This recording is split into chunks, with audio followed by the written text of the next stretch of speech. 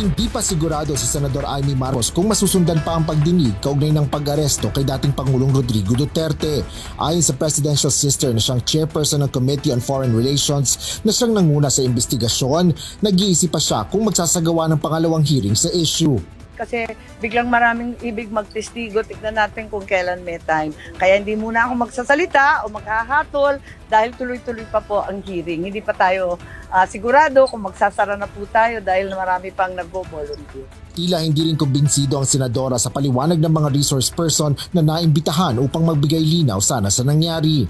May tangulo ng iba eh. Nakakatawa. Sir, are you convinced Parang kailangan yata nila ng group chat. Sa tanong naman kung sa tingin niya ay napagkalooban ng due process ang former president, Ang may due process talagang ginawa sa Pangulo o wala? Ang sinerview warrant at dinala sa case. Kayong humatol, parang wala, di ba? sa ngayon hindi pa umano sila nagkakausap ng kapatid na si Pangulong Ferdinand Marcos Jr. matapos ang pagsuko ng pamahalaan kay Duterte sa International Criminal Court. Asher Cadapan Jr., UNTV News and Rescue.